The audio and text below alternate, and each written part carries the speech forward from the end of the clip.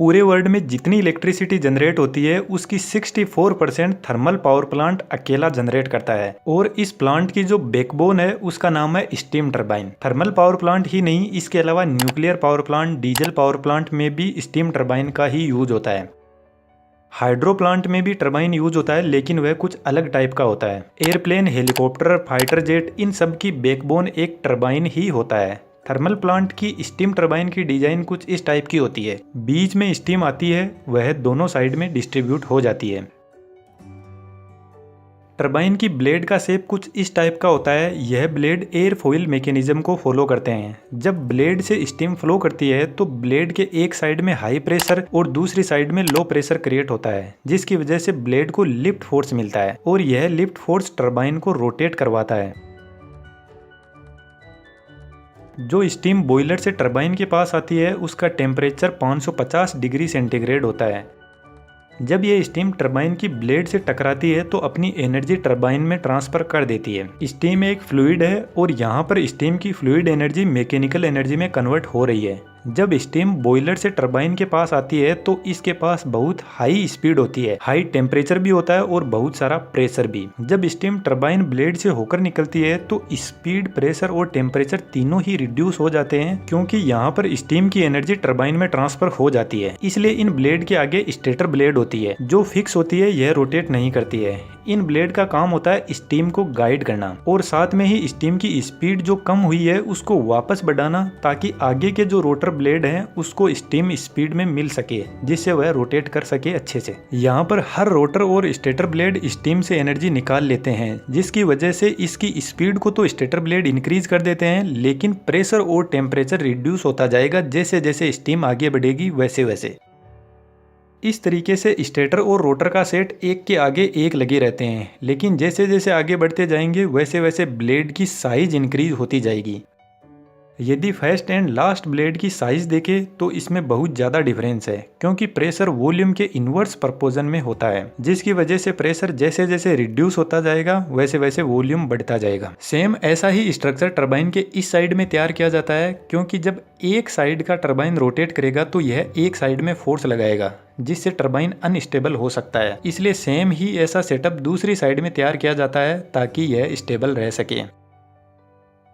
यह जो हमने टरबाइन देखा है यह लो प्रेशर टरबाइन है। अब इसको लो प्रेशर क्यों बोलते हैं इसको समझ लेते हैं। जब स्टीम बॉयलर से निकलती है तो उसका टेम्परेचर बहुत ज्यादा हाई होता है, लगभग 550 डिग्री सेंटीग्रेड, और इस स्टीम को हाई प्रेशर टरबाइन के पास में भेजा जाता है। यह टरबाइन साइज में छोटे होते हैं, लेकिन इनको रोटेट करने के लिए हाई प्रेशर स्टीम चाहिए होती है। इनका काम करने का तरीका सेम वही है जो अपन ने अभी बात की थी। जब इस टरबाइन से स्टीम निकलती है तो उसका टेम्परेचर और प्रेशर रिड्यूस हो जाता है, तो इस स्टीम को वापस बॉयलर के पास में भेजा जाता है। अब बॉयलर का टेम्परेचर तो बहुत ज़्यादा हाई होता है, तो बॉयलर स्टीम के टेम्परेचर को वापस इंक्रीज कर देता है, जिसको हम रीहीटिंग बोलते हैं।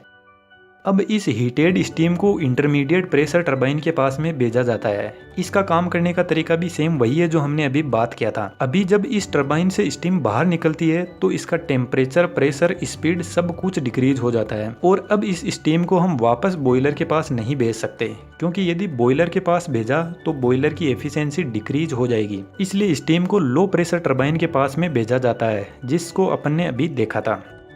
जैसे जैसे स्टीम का प्रेशर कम होता जाएगा वैसे वैसे टरबाइन की साइज बड़ी होती जाएगी। इसलिए लो प्रेशर टरबाइन साइज में बहुत ज़्यादा बड़े होते हैं और हाई प्रेशर टरबाइन साइज में बहुत छोटे होते हैं, इंटरमीडिएट ही होते हैं। यह सभी के सभी टरबाइन एक ही शाफ्ट से कनेक्टेड रहते हैं।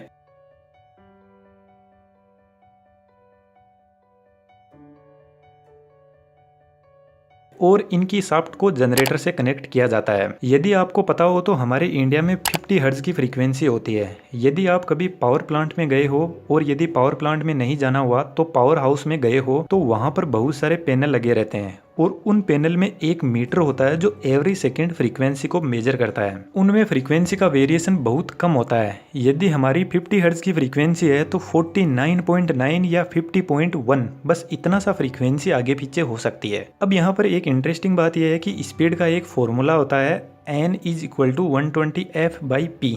P होते हैं नंबर ऑफ पोल, F होती है फ्रीक्वेंसी, N होती है जो जनरेटर होता है उसकी स्पीड। यहाँ पर आप देख सकते हो स्पीड फ्रीक्वेंसी के डायरेक्ट प्रपोर्शन में होती है। यदि स्पीड डिक्रीज हुई तो फ्रीक्वेंसी भी डिक्रीज हो जाएगी, लेकिन जनरेटर तो डायरेक्ट टरबाइन से जुड़ा रहता है और यहाँ पर स्टीम का प्रेशर कम ज्यादा हो सकता है तो फ्रीक्वेंसी पर सीधा फर्क पड़ेगा। तो इसके लिए स्टीम जब टरबाइन में एंटर होती है तो उसके पहले गवर्निंग वाल लगा रहता है जो स्टीम के प्रेशर को टरबाइन पर मेंटेन रखता है। यह ऑटोमेटिक गवर्निंग वाल होते हैं जो टरबाइन को कांस्टेंट स्पीड में स्टीम का प्रेशर देते हैं। इस 50 हर्ट्ज फ्रीक्वेंसी को मेंटेन करने के लिए इंडिया में टरबाइन 3000 आरपीएम की स्पीड में रोटेट करते हैं और टरबाइन से जुड़ा जनरेटर भी इसी स्पीड पर रोटेट करता है। और यह जो टरबाइन्स है ये इतने पावरफुल होते हैं कि 2 से 3 साल तक रेगुलर चल सकते हैं और इनकी लाइफ भी बहुत ही लॉन्ग होती है। आज की लेटेस्ट टेक्नोलॉजी के जो टरबाइन है उनकी लाइफ 50 इयर्स तक हो सकती है और इनका मेंटेनेंस भी बहुत कम होता है। स्टीम टरबाइन की एफिशिएंसी 65% से लेकर 90% तक हो सकती है, इसलिए इनका वाइडली यूज होता है।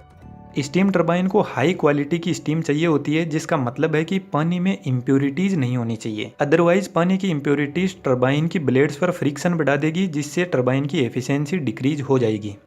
इन सभी टरबाइन को पैक कर दिया जाता है ताकि स्टीम लीक ना हो जाए। इतने हाई प्रेशर वाली स्टीम यदि लीक हो जाए तो आप अंदाजा लगा सकते हो कि तबाही किस लेवल की होगी। थर्मल पावर प्लांट और इसके अलावा जितने भी पावर प्लांट है फुल्ली ऑटोमेटिक होते हैं और इन ऑटोमेशन में बहुत बड़ा हाथ है एक ऑटोमेटिक कंट्रोल सिस्टम का। और बेसिकली कंट्रोल सिस्टम के पीछे आर्टिफिशियल इंटेलिजेंस ही काम करता है। आपको पता ही होगा आज के टाइम में आर्टिफिशियल इंटेलिजेंस धीरे धीरे इंसानों की जॉब कम कर रही है, पर अच्छी बात यह है कि हम अपना फ्यूचर आर्टिफिशियल इंटेलिजेंस में बना सकते हैं। एक बुक है artificial intelligence and the future of power. इस बुक की ऑडियो समरी को आप कुकू एफएम पर सुन सकते हो और पता कर सकते हो कि आर्टिफिशियल इंटेलिजेंस में फ्यूचर कैसा होगा, ताकि हम अपने आप को बदल पाएं। कुकू एफएम बहुत ही शानदार प्लेटफॉर्म है। यहाँ पर आपको बहुत सारी ऐसी ही audio book summary Hindi English के अलावा आपकी रीजनल लैंग्वेज में भी मिल जाएगी। यहाँ पर 10,000 से भी ज्यादा ऑडियो शो अवेलेबल है। इसके अलावा कूपन कोड LDA50 यूज करने पर फर्स्ट 250 सब्सक्राइबर्स को 50% डिस्काउंट मिलने के बाद 1 साल की कॉस्ट 199 हो जाएगी। तो मेरे ख्याल से क्वालिटी के सामने तो यह कुछ भी नहीं है। लिंक वीडियो के डिस्क्रिप्शन में दिया हुआ है, वहाँ से कुकू एफएम ऐप को जरूर से डाउनलोड कीजिए। वापस थोड़ा टॉपिक की बात कर लेते हैं। जब स्टीम टरबाइन से बाहर निकलती है तब इसका क्या होता है, इसका प्रोसीजर को आप इस वीडियो की हेल्प से समझ सकते हो। क्योंकि जब स्टीम टरबाइन से बाहर निकलती है तब भी उसका टेम्परेचर बहुत ज़्यादा हाई होता है हमारे लिए, तो वह तो टरबाइन के हिसाब से उसका टेम्परेचर कम होता है और इसके टेम्परेचर की स्टीम को हम इन्वायरमेंट में नहीं छोड़ सकते, अदरवाइज बहुत ज़्यादा नुकसान हो जाएगा। मेरे ख्याल से स्टीम टरबाइन की वर्किंग आपको अच्छे से समझ आई होगी। यदि फिर भी कोई डाउट है तो कमेंट बॉक्स में पूछ सकते हो। अब ऐसे बेहतरीन वीडियो देखने के बाद में आपका भी फर्ज बनता है कि आप मुझे सब्सक्राइब करके सपोर्ट करो। Thank you.